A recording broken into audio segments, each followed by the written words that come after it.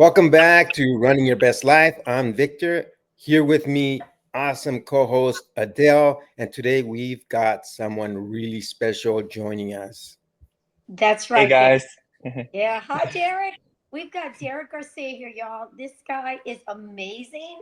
I'm so curious and interested in meeting him and hearing his story. He's a retired pro triathlete and one of the most respected endurance coaches out there. He's based in Coeur d'Alene, Idaho, and his story is seriously inspiring. Y'all take a listen. He went from having no swim experience in 2003 to racing as a pro for over a decade, even in pushing through a cancer diagnosis just as he was getting started. Now he's helping me build amazing community around the brand and now our new program, which is the Iron Edge Triathlon Program. So today we're going to dive in a little bit to Derek's journey, but also we're going to find out what makes Iron Edge different and how everyday athletes can train smarter and stronger with heart, grit, and solid guidance. Let's go, Derek. Welcome to the show. I'm Hey, so thank you excited. so much for having me. I really appreciate that. What an intro. Awesome. So let's start with your story. What made you get into triathlons and tell us a little bit about your journey? Yeah, my entry into the sport was so innocuous and just kind of funny, really. Ironman Coeur d'Alene had recently been established. I had just graduated high school, Mm. and I I had played sports all growing up, traditional sports, traditional American sports, that is, baseball, basketball, football. And I was going to play college baseball, but I kind of decided on it last minute to not go play. I went to college locally, and I actually went with my dad to watch Ironman Coeur d'Alene with the sole purpose of getting on TV, which is kind of laughable if you know Ironman triathlon. Like, you're not going to get on TV. But I had grown up kind of in the world of Sports Center and ESPN highlights, and I thought that there would be ESPN cameras there. I really did. And so I also was confused. I had thought that there was only one Ironman. I didn't realize there were multiple all over the world. And so I thought the Hawaii Ironman, the very legendary Kona race, Mhm. had been moved to Coeur d'Alene. So I was very uninformed. I had no idea. My goal was just to get on TV. I was looking for cameras. Like, I didn't know where the ESPN cameras were, but I was looking for them. Well, on accident, I got pretty inspired by the length of the event, and I had known about Kona, just the lore of it all, but I didn't know a lot of the details. I didn't know a single person that was doing the race, but I was pretty inspired, and I came away from that experience being down there for 4 or 5 hours and going to the finish line and seeing the pros finish, and also just the normal everyday lawyers, accountants, people finishing, that I was very inspired, and I decided I'm doing this race. And I remember I went to Walmart the next day to look for a bike, and even Walmart bikes were too expensive for me at the time on my college budget. And so I ended up looking, at the local bike shop, and it looks like my audio is coming through here, but maybe not my movement. I'm not sure what's going on. Apologize. Can you still Okay. hear me though, at least, Yeah, Victor? we can hear you. We can hear Yeah. you. Okay. Just can't see your lips moving, but that's okay. Well, hopefully I'll come back here soon. So, yeah. Anyways, that was the short of it. Over the next couple of years, I ended up um, figuring out a gym membership, and I signed up for a triathlon the next summer, and I realized when I signed up for it that I didn't know how to swim, Mhm. and so I ended up um, reading a book. I literally went to the library and got a book, and I would bring it with me to the pool, and that's how I learned to swim. And I did my first Olympic distance triathlon a year later, a summer later, and then slowly but surely, made my way just in terms of growth in the sport. And I mean, I absolutely loved it. Every bit of the journey, I loved it, and it just progressed from there. Nice. Wow, that's Yeah. amazing. Derek, if you don't mind, how old were you when you did that first Olympic distance triathlon? So let's see, I guess I was 20, 21 years old. Wow. And I ended up, I actually did a duathlon, so a bike run event, and that was what prompted me to sign up for triathlon. I had the goal of doing an Ironman in 2 years, and Mhm. that was where the passion for it really started. And at the time, I didn't even own a bike. I borrowed a bike from the local bike shop, and um, that was just I didn't even know, I had remembered the days of pumping up my bike tires in the summer to ride to the lake. And I just thought you pumped up your tires once in the summer and then went from there. And so when I did the race, actually, the bike shop owner realized that I hadn't pumped up my tires in weeks. And so that was after the race. He said, you almost were on flat tires for the whole race. And so anyways, yeah, it was quite a funny start. And I didn't have my start to the event was nothing of significance. Mhm. The reality is that I was fairly average to start. But I loved the fact that I was kind of the master of my own destiny. I had always played team sports, Mhm. and so the idea of me doing this on my own was kind of a new and fun challenge. Did you allow yourself to talk to some coaches or maybe get a coach to help you in that first year or so to train? Yeah, so basically what ended up happening is there was a woman who had actually moved from Huntington Beach. So Adele, that's where you're at? I am in the New Orleans, Louisiana area, Oh, sweetheart. okay. But you met Victor in New Orleans, or you met him in Huntington We, Beach. So there was we actually a met, woman that had moved yeah. to North Idaho from from Huntington Beach, who was retired, and she was a swim coach. And the local newspaper did an article on her that she was doing free swim lessons. Mm. Um, and it wasn't until after I had done the first triathlon that I started to I found her at the beach, and she really took me under her wing as a kind of one of her athletes, so to speak. And Right. that was what not only catapulted me into learning how to swim, because obviously learning it as an adult is quite difficult, but I also um, learned a lot about coaching because she was actually a nurse in her Ah, original profession, but she was also an endurance coach. And so she was the first person that really showed me what it was to be a coach in the endurance world. so I'm gonna piggyback a little bit to Victor if he doesn't mind me asking you a couple more questions. My son is 35, and I don't know if Yeah. you're around or not. But the biggest thing that I'm hearing is some similarities in how my son came through his journey as well. Now he's not into the Ironman. He owns a gym, fitness center, our nutrition business, a whole bit. But you're reminding me a lot of a journey that Adam was on as a soccer player and a runner. He still runs with me a lot. But the beauty of your story is it's very relatable to me. A young man like yourself, coming from team sports, coming from competitive, really competitive upbringing, but also with your dad involved, where I introduced you that first time to Coeur d'Alene a triathlon. The biggest thing I want to ask you is, how long did it take you to really understand the concept of swimming and putting all of the events together to complete the Olympic distance for one, and then obviously to continue to the longer distances of the half Ironman and Ironman? How long did it take you to adapt your body and your training to accomplish those heavier goals? Yeah, no, that's a great question. In reality, what it was is that I had never run more than 3 miles in my life. I had ridden my bike a lot growing up. And I also considered myself athletic. I considered myself very hardworking. And what I realized with swimming early on was the technicality of the sport.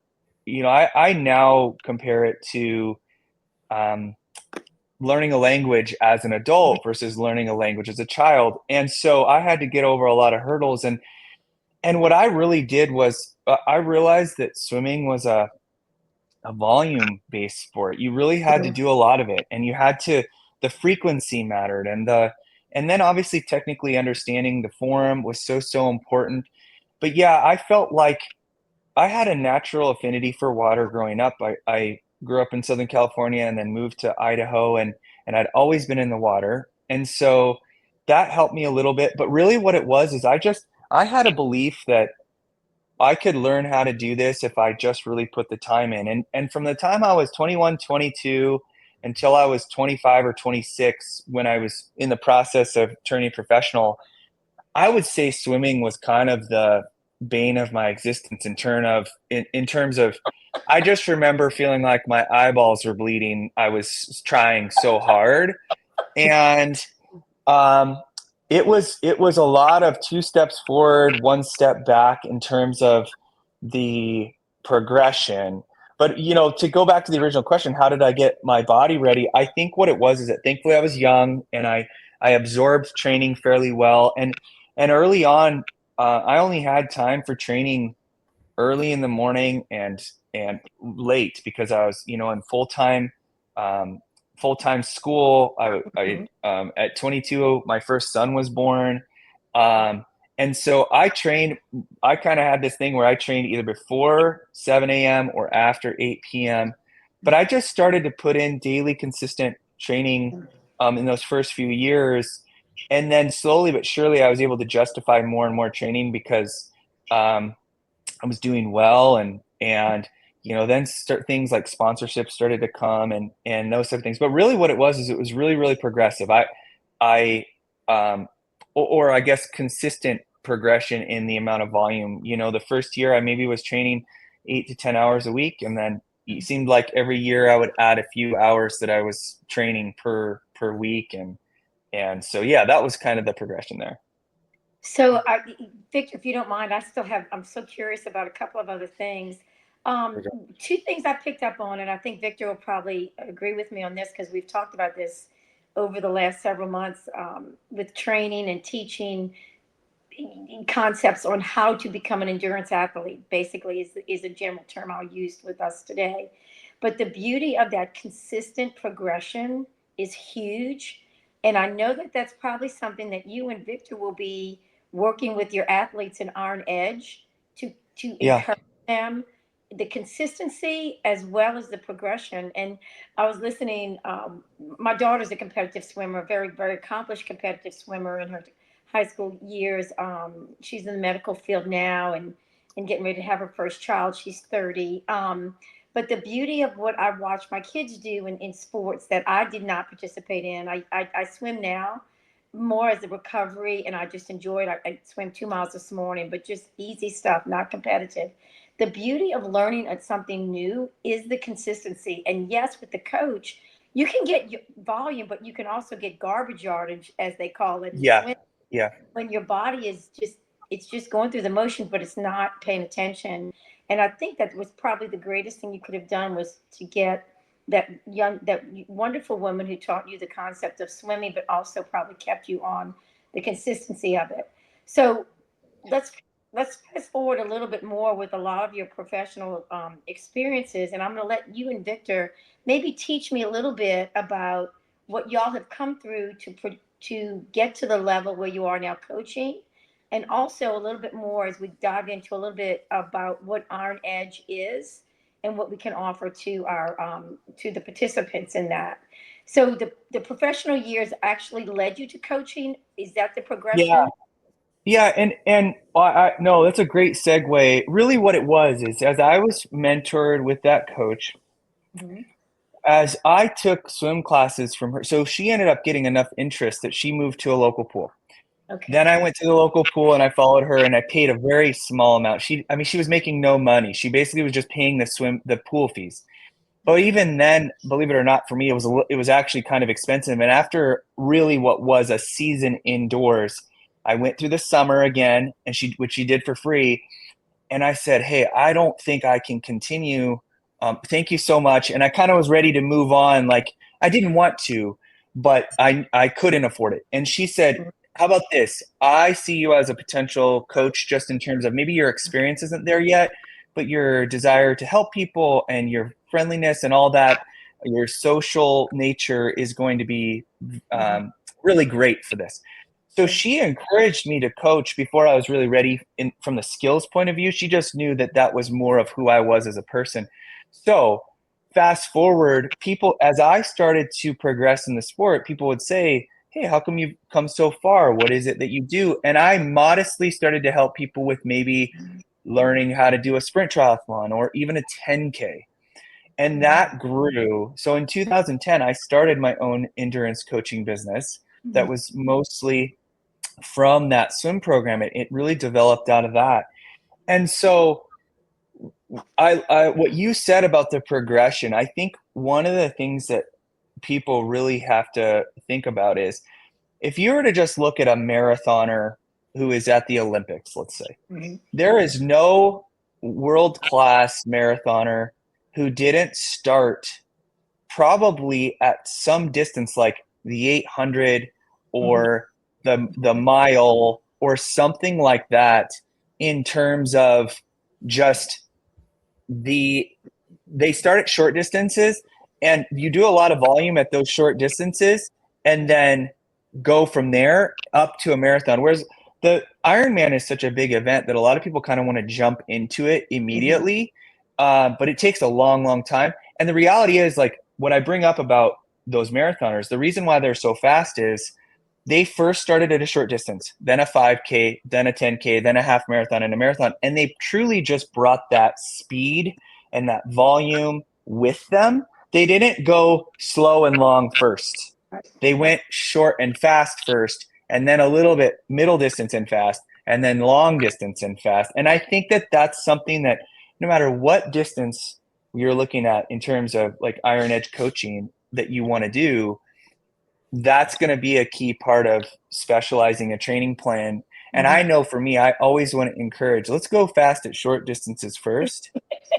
And I think the last point is, as much as my career was in the half Ironman and Ironman world, I am so impressed by, I mean, when you look at the Olympics, for instance, that distance is incredibly fast. And I don't know if people really can comprehend it, how fast it is. And so I hear a lot of people say things like, oh, I only do sprint triathlons or I only do Olympic distance triathlons. And I'm like, if you were to just go to any shopping center in America, how many people could you really pick out that could do an Olympic distance triathlon? So I hate that saying of like, oh, I only do this. So if we have an athlete that says, I want to do an Olympic distance and that's it, I'm excited about that because those are fun events and you can do a lot of them. Right. So I never really used the word just, like, oh, I just ran a half marathon, when Sure. you're talking to the marathon finisher, right? I tell people all the time that concept that you just pointed out is the shorter distances is what eventually encourages you, if you choose to challenge yourself a little bit more.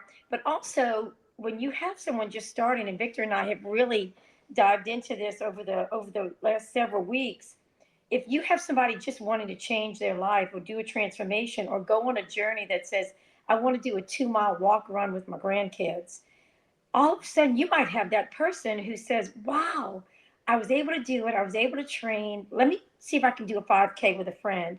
All of a sudden you might have that one person calling you guys for IronEdge because they've now run a couple of half marathons, but never really biked or swam. And they'd love to do an Olympic distance triathlon, learn how to swim. And all of a sudden they're like, who are the people that can help me the most? And they find the right guys, which is you two with IronEdge. But that inspiration and encouragement that you offer them on the coaching side gets them the knowledge and the skills and the technique to achieve their journey.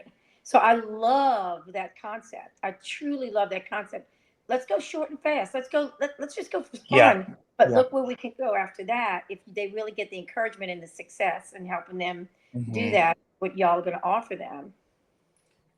Yeah, I think it's fun. It's fun. I mean, I've had people that have gone anywhere from, their first 5K or their first sprint triathlon all the way I had a team that did right across America, you know, on a 4-man team for cycling. So, and every endurance event I think has its own specific things that make it exciting. Obviously, like the ultra world right now is exploding in terms of really long trail runs and stuff. But yeah, I think, Adele, what you're saying, that just word, I don't like hearing that either, because whatever you're doing, it doesn't matter.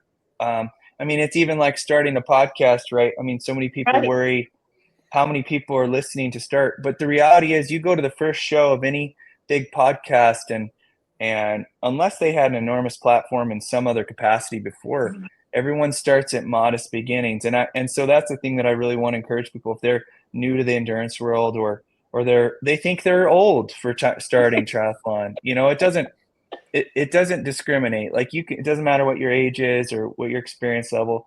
I like the idea of people learning new things, and that's a fun experience to get to see that. Yeah, that is so true. Yeah, we met Marcus, and he's a little bit younger than I am. He says, I just went on Medicare. I'm like, well, I've been on Medicare a couple of years.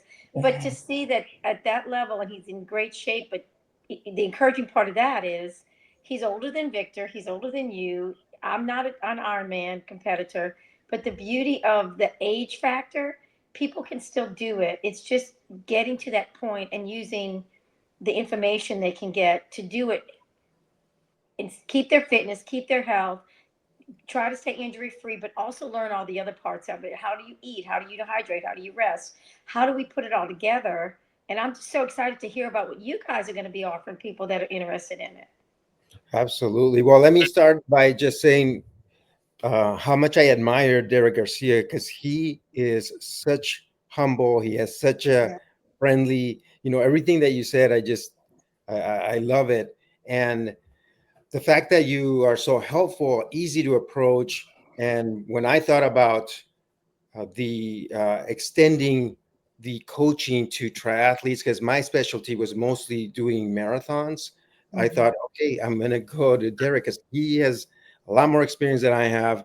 He's got a lot of the things that it takes to be one of the best. And he's the only pro triathlete I know. I just haven't really got to know anybody. I mean, I know other professionals, I just never got to know them. And Derek was even helping our own team Blaze with coaching before. So when I thought about it, I would love to get to work with Derek, work with a couple of other coaches, and bring people of different levels of abilities, have some really of the fast ones, have some that were in the middle, and some beginners, so that we can all learn from each other. Right. And I think that's one of the things that are going to benefit the most from this Iron Edge, is having the different experiences and using the platforms and using all the experience that Derek has to help them get to the finish line, get to wherever they want to go with minimal amount of injury, or hopefully with no injuries. But yeah, with a minimal amount of pain, learning from all the experience that we have. I signed up straight for a full Ironman, but back then it was in 2010. But I don't know if you remember this, but you had to sign up a year ahead of time or you wouldn't get in, because I was told. I went to the local store, Robin's Fitness Fanatics, and I asked her, I'm thinking about doing an Ironman, the Ironman Coeur d'Alene. And the first thing she said, oh, because it had just happened a week before. And she said, like, oh, if you're thinking about it next year, you have to sign up like right now. Like, you're going to have to sign up today or it's going to get full. So I panicked and I said, well, I'm signing up. And then, then I still had to get a wetsuit. I had to get a bike. I didn't know any of those skills. My skill only was marathons. But the point I'm trying to make is that a lot of times you can sign up for something big just with enough time. There's enough time to get you there so that then you can incorporate those small increments to get to to where you want to go, and it puts a little bit more pressure. Just like, oh, I better get in the water because Well, yeah, and I think that the onus to I think signing up for an event is the best way to, really, I guess, what's the saying, put your feet to the fire in terms of getting you motivated. I mean, most people, if they want to do a half marathon or a marathon, they sign up and figure it out, and that's okay. And it's I think what it really comes down to is just like you said, kind of getting your ducks in a row and understanding what equipment you're going to need and what it's going to take. And I would say that that's a big key to what we want to offer.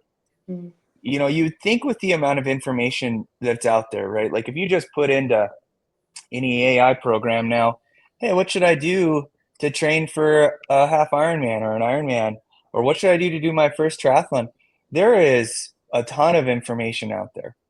And I think it often causes paralysis by analysis because, I mean, I do the same thing. I had never had an electric toothbrush before, and I started searching. I was just going to buy one on Amazon. And then all of a sudden, I went down the rabbit hole of going like, well, I don't want to buy one unless it's the best one. And it took me 2 weeks to order a stupid electric toothbrush because I was so nervous I was going to order the wrong one. And the reality is, I think that in triathlon, it's so much more complicated than that. What bike? What helmet? Do I do clip-in shoes or regular pedals? Do I, and then even the aspect of a training plan. Shoot, a marathon at least is fairly straightforward in that you can realize like, well, okay, my marathon's in 6 months. I probably should start out with, I've never ran, I don't run more than 5 miles right now. So I need to run 5 and then 7 and then 9 and then, whatever. When you're juggling maybe a new sport in swimming or maybe like at least one of the sports is new to you, it's so much to juggle. And like I said, there's lots of information out there, but I think that's what we're trying to take out of it is take out that aspect of, oh man, what do I do? Because I know Victor has so much experience in terms of just knowing tons of people at all different levels, and being able to really relate to them and understand like, okay, what is it that they're going to need based on their situation, age, and experience. And then I feel like obviously, my story is relatable coming from a non-triathlon background, but I could see where it might be almost like a little intimidating, like going, well, I'm never going to be as fast as you got. So I don't know if you're really going to understand how slow I am or whatever it is.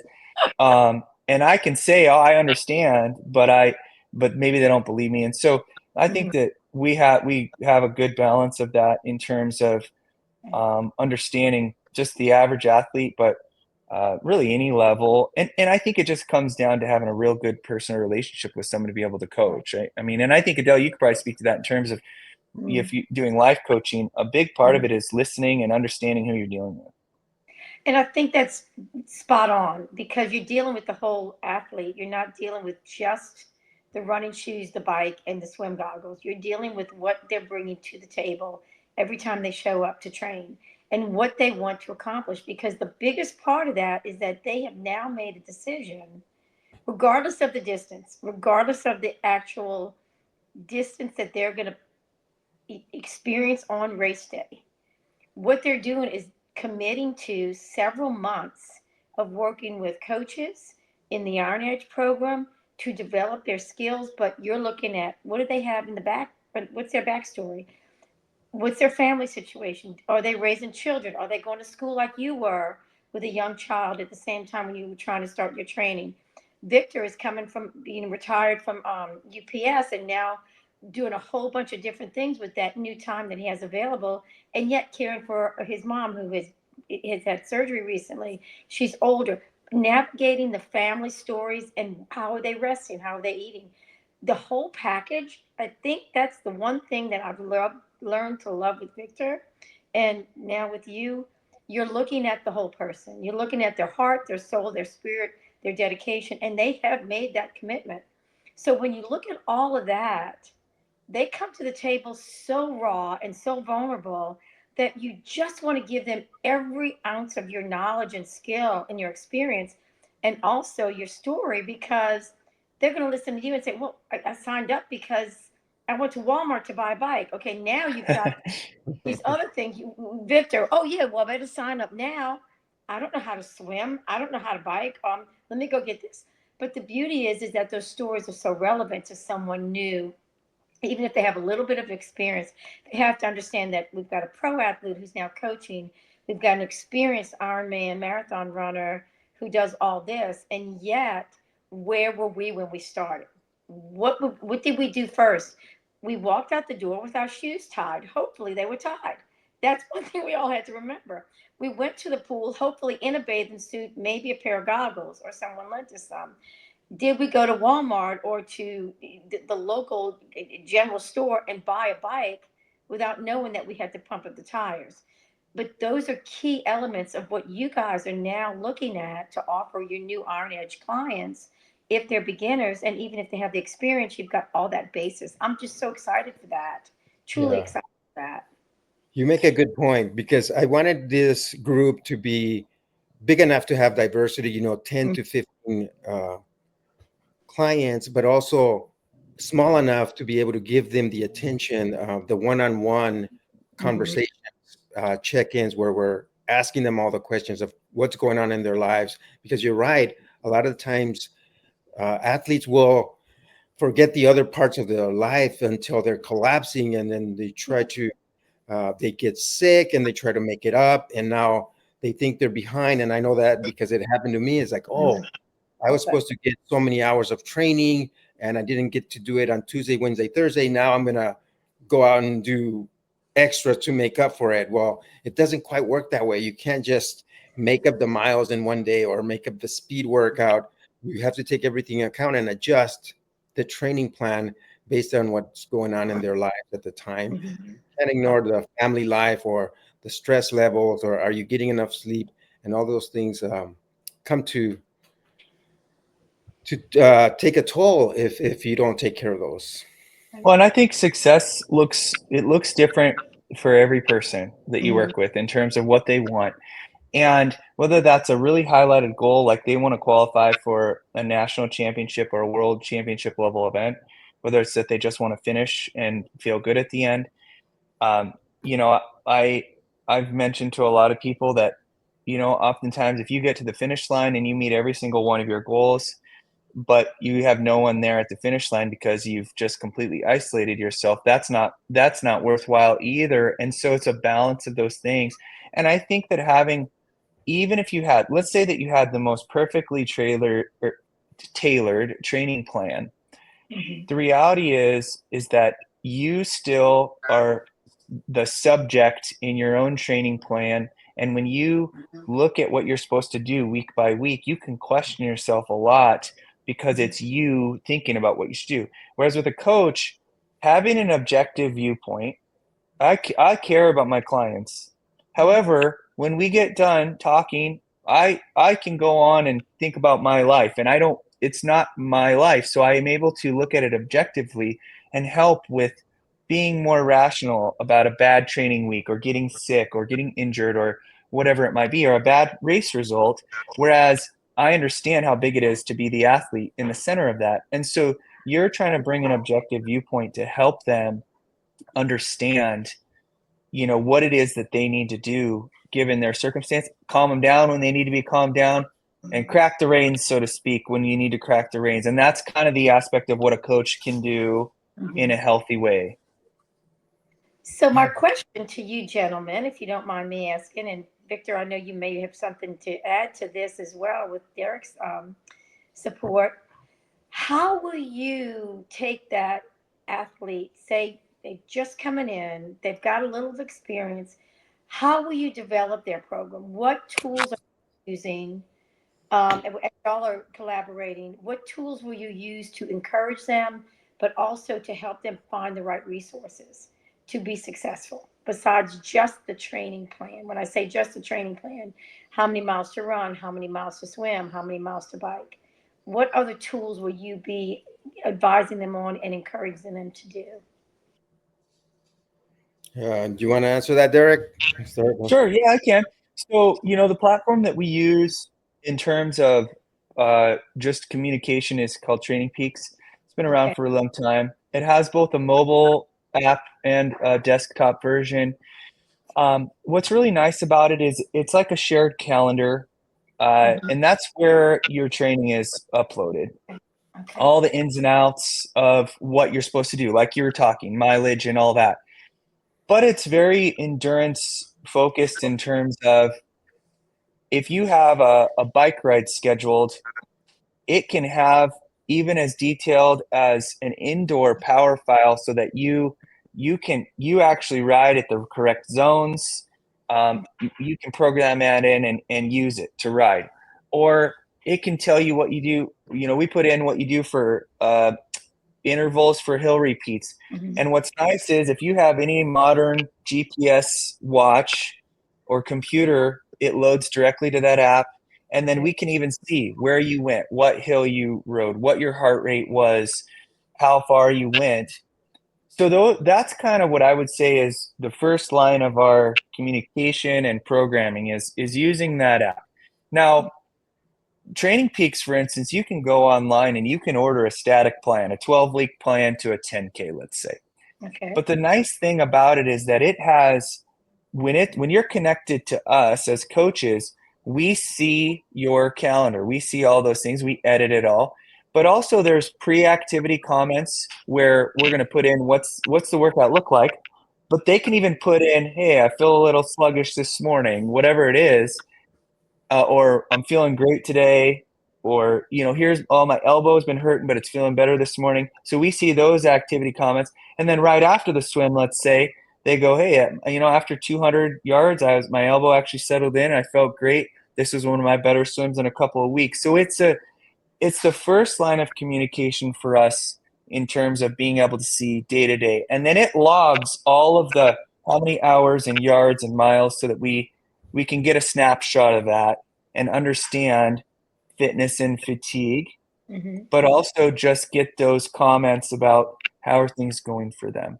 Right. Now, that is paired with just ongoing weekly communication with the athlete in terms of being available for calls and texts and emails to ease those things like the stress of an upcoming race, or hey, my daughter is graduating this weekend, and normally I do my long ride on Saturday, but we're at graduation. I only have time for a short 45-minute workout. What should I do? So all of those things we offer in terms of regular text and phone call communication, but the way in which you start your week is, on Sunday you get or on the weekend you get your next week's training plan, and you see what you're supposed to do. Now we're working ahead of time. We may be 4, 6, 12 weeks ahead in terms of a skeleton of where we think things are going, but the meat of the workouts gets filled in based on changes in your life. What happens if you get sick or something happens, or you have a work requirement where you're gone for work for a week, and what do I do to work out while I'm out of town? I don't have my bike, those types of things. I think that's great because that takes the whole package of the athlete. Yeah. Yes. And I love to ask, I always love to ask questions, especially for beginners. I have a new beginner is signed up for Ironman Coeur d'Alene, and you can tell that his worry is the swim, and it's justifiable. But I think when they approach the training, it's like they're thinking they're going to have to spend the majority of the time swimming. And I know you probably have more experience with this athletes like this, but in reality, you're still the race is gonna be mostly the bike and then the run, and the swim still takes a small part, and they still have to get that swim corrected. But the point I'm trying to make is they're overwhelmed with how much they think they have to spend swimming because it's their weak spot. Yeah, and I think that really what I just try to encourage is that the trusting in the fact that we're listening to who they are specifically, what their background is. It's a trust thing for them to say, hey, these are my goals, this is what I'd like to do. It's our responsibility to outline how realistic those goals are and help them hone that in, and then say, hey, trust me over the next 6 months, year, 18 months to get you there. But I always have this conversation of saying, I would like you to trust me fully in this process, because if you do what I ask and do your best to be consistent in this training plan, let's say you get to the end and you don't meet your goals. You can very clearly define, hey, that coaching system didn't work for me. Mm. If you are halfway inputting your own coaching and your own events and kind of like almost keeping some stuff to yourself on how you're feeling, or maybe you're injured and you don't say something, that's going to be a detriment, because I need to have, or Victor needs to have, all the information to be able to make the correct changes. And so we want to know, is the coaching working? And I believe wholeheartedly that if someone starts working with us, they're going to see changes in 6 weeks, and within 3 months they will be very clear, this is going the way I want. But it's, you have to follow the process. And as you know, boring and cliche as that sounds, that's what you're trusting us for, is a process. Right. Yes. And to be coachable on that end, to listen, to learn, to make the mistakes you need to make, so that the coach can help you develop the better way, the better skill, the better path to get you on that journey. I just love it. I think that's fantastic. Yeah, I have something that happened to me, and it's very, very in line with what you said, Derek, because, and she's, my client is open about it. She posted it on Facebook and everything, but brand new, wants to improve her running. And she just told me like a week before, oh, I have this 25K that I'm doing this next Saturday. Oh, okay. And I said, let's try the walk run method, but strategically. Um, let's try that new. Just do it from the beginning. And she did. She shaved 12 minutes off her time, because I guess it's a race that she's been doing every year for charity. And she was super happy about it because she hadn't tried this method. But it goes, you reminded me with the trust part, that's like, okay, I'm going to try that. It had results. And it also goes in line with saying the results were like immediate, like she applied it and she immediately saw results, and super happy about it. Well, and I think, you know, obviously we're going to see, there's different, like growth comes in different ways. Sometimes it comes quick, sometimes it takes longer, and it depends on the experience of the athlete. You know, you have someone who's already going very fast, it's going to be less noticeable. But yeah, I mean, Victor, I think I told you this story too, in terms of, I had a gentleman who at 70 told me that I guess he was 68. He was 68. He told me he wanted to do an Ironman eventually. And I asked him when the last time he had ridden his bike, and he said 1955 on my paper route. And so I coached him for 4 years, and he was probably the most coachable person I've ever worked with. And his schedule was pretty wide open because he was retired, and his wife was fully in on this. And she even made a joke about how she liked that he just wasn't at home all day. He'd have to go out and train. And I put a swim in for him. Did I tell you this story, Victor? I think I did, about the 4x1000 swim in the pool. So you know, an Ironman swims 4,200, a little over 4,200 yards, and I like to get my athletes to do this one key swim multiple times, where they do 4x1000 in the pool, and so I actually put in the comments of the workout, or the description of the workout, I typo and I put 40x1000 yards.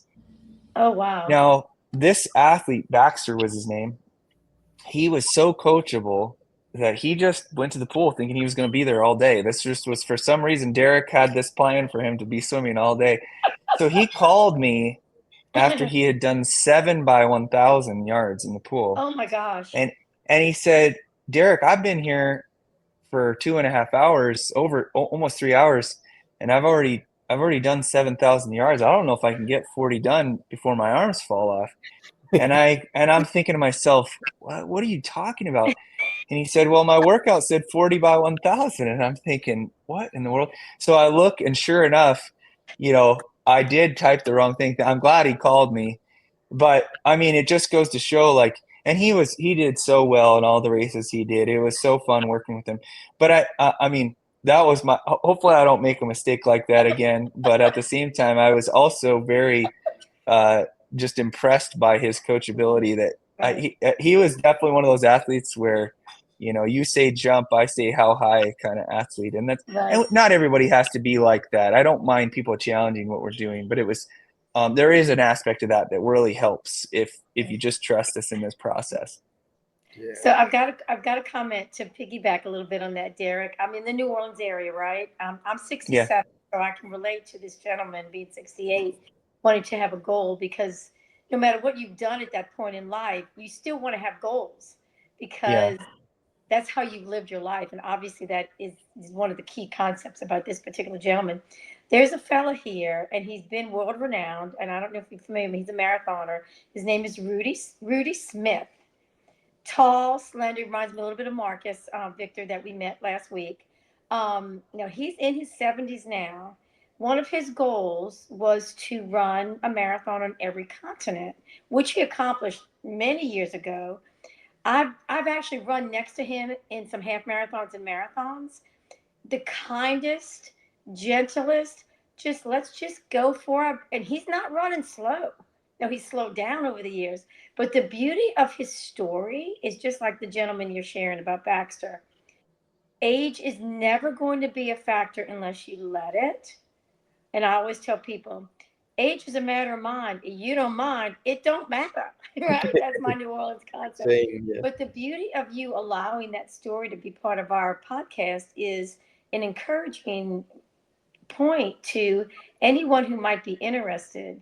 Give you two a call, because the adaptability of coaching someone who may be older, maybe not quite as agile or as quick, but has the endurance and the coachability, they can achieve that passion that they have for themselves, no matter what the age. And I'm going to segue a little bit. What would you do with some younger athletes who may have a history like you did, Derek, with multi-sport, multi-athletic experiences coming into your early 20s, and they want to do an Ironman at that young age? Because that can be detrimental depending on what they've done. And I know you and Victor are attending to that as well.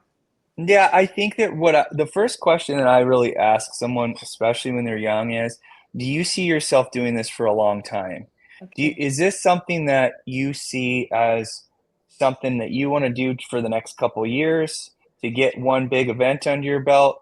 Or is this something that you think kind of is going to be a lifestyle for you? Mm-hmm. Or even all the way to the fact, I've had a few professional athletes that I've coached now too. If you're in your early 20s, it wouldn't be out of the question if you actually want to pursue racing professionally at some point. So I think that it's just a matter of setting trajectory correctly.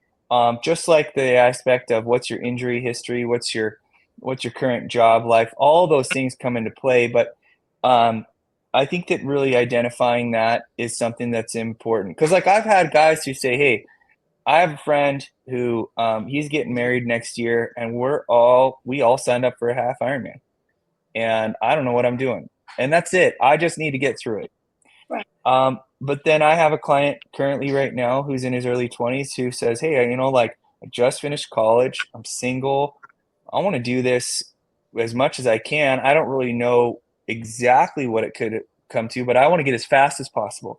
So it's a totally different athlete, totally different way of thinking. And so I think it's just a matter of that, just understanding what it is that they are thinking, both short term and long term in their goals. Because it's something that can be pretty exciting for that age to have a new hobby, have a new sport. Right. And look where it took you. You never know. Yeah, exactly. I could have never guessed that I would have went the direction that I went. It was just to accomplish a goal at one point, and then it really developed into something that I couldn't have imagined. I made some very distinct goals at one point, but at first it was more about just, I was inspired and I wanted to do a big event at some point, And look, you hooked up with Victor. I get a chance to meet you. It's a win-win. That's right. Yes. Well, guys, our time is coming up. I could talk triathlon for a long, long time, But as a closing, I wanted to ask Derek, give us your next tip. And also, I like to ask a question to everyone who's on the podcast: is what is running your best life mean to you? Yeah, I think that for me, running your best life is just thinking about living life with intention. Good. That I believe that we really live in a society that is pretty short term, live in the now, you only live once kind of like mentality of do what's fun today and think about tomorrow later. And for me, I just feel like the most rewarding things in life are made through intention, setting intention to with your relationships, with your hobbies, with whatever it is, and having a little bit of that delayed gratification. There's just something about delayed gratification and being disciplined. We can have just about everything at a snap of our fingers now in our society. And I think that learning the discipline of delayed gratification and really understanding that if you set intention to do something big, it's going to be a process to get there. It isn't just something you do right away. And so that's what I would say is living your best life is having intention. Not everything goes the way you think it's going to go. I mean, I've had the best of intentions to have things happen in my life and they don't end up where I think they're going to, but I'm happy that I put out, at least I tried to have a pathway there, because I know that when I haven't had intention, my pathway just kind of spirals and I find myself in a section of life that can be a little bit meaningless. And so I think that intention just is really, really important. I like that. Great tip and great perspective. Where can people find you, Derek? Yeah, best way to get a hold of me is just through my email. It's just my initials, dg@derekgarcia.com. And from there, I can give you any information on getting a hold of me, whether it's having a phone call or a Zoom meeting or whatever that may be. I have a website, derekgarcia.com, but best way is just to email me and then we can follow up from there. Yeah. All right. Well, don't delay that gratification, but that will lead to the long gratification. Just click on that button, get a hold of us. And also, if you're interested, we may have a couple more spots in the IronEdge program, and I'll put all the links. I'll put Derek's contact under the description of this podcast, and I'll put the IronEdge as well. It's been so great to have you, Derek. You're amazing, and I'm so excited to be able to work with you and to continue to work with you. And Adele, thank you. I love you all as well. You are an amazing coach, and her description will be on the show notes as well, in case you need to get a hold of Adele. Thank you, guys. Yeah, of course. Okay. So I have one question while we end. Yes. Derek, sometime through the process, as we get to Coeur d'Alene, or even if there's a group after with IronEdge, I'd love to hear a lot more of the program and how it's developing with some of the athletes. So let's make sure we get another setup, okay? Sounds great. Okay. I love y'all. It's a pleasure, Derek. Thank you, Victor. My heart, always. I'll see y'all soon. Bye. Okay. Bye-bye.